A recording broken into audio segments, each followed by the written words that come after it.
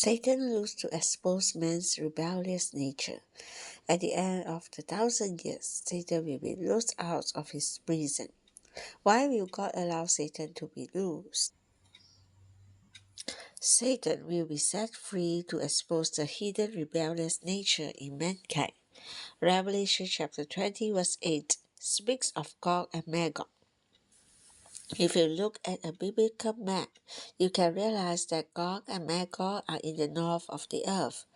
The tendency of the human race today indicates that this rebellion, even after 1,000 years of heavenly ruling, the rebellious nature will still be in man.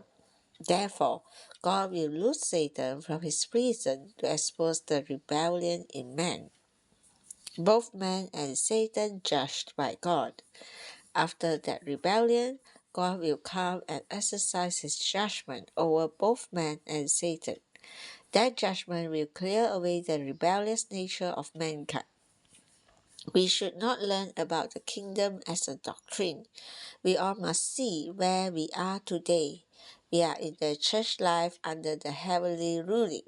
Now we need to be in resurrection and to live and walk according to the Spirit, that we may have the reality of the kingdom among us. Life Study of Genesis, Message 36, The Fourth Fall of Man. The Fourth Fall. In this message, we come to chapter 11 of Genesis. According to the divine record in the book of Genesis, mankind has had 4 falls. The first fall was that of Adam in chapter 3, and the second was that of Cain in chapter 4, and the third was that of the crooked and perverse generation before the deluge recorded in chapter 6. Now in chapter 11, we see man's fourth fall. These 4 falls continued one after another. Here in the fourth fall, the subtlety of the animal is exposed. The list of 4 occurred after the flood. It transpired on the new earth after the restoration of human life under the headship of Noah. As we have seen, that life was a type of the life in resurrection. Man's fourth fall had such a background. The cause. Behind each of the 4 falls, there was one common unique source, Satan, the enemy of God. You may ask, is not God the Almighty One? Since he is the Almighty One, why did he not destroy this enemy? It would have been so easy for him to do it, but even God's enemy is at least somewhat useful in God's economy. Although God's economy has so many positive things in white, it needs some negative things in black to show the whiteness of the white.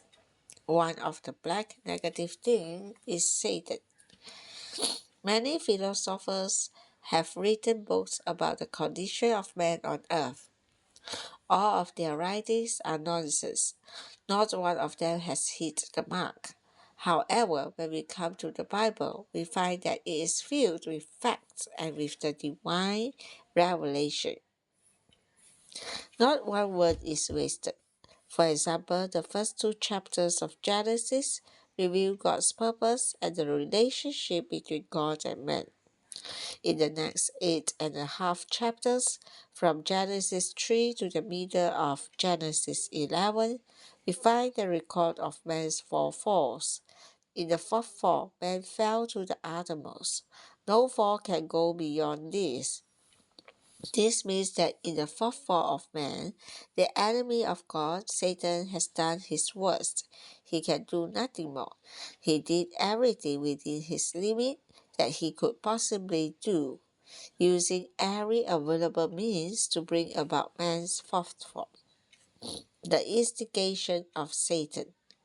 Satan instigated a rebellion against God in the heart of man. Thus, the fourth fall was altogether a rebellion. Although there was a small element of rebellion in the first fall, that fall was not a rebellion. It was almost mostly a fall. But man's last fall was truly a rebellion instigated by Satan. The fourth fall, along with the 3 preceding falls, had the 2 factors of Satan and man. In this fall, Satan was the real cause because he instigated a rebellion within man against God. In a sense, he created a rebellion in the heart of man.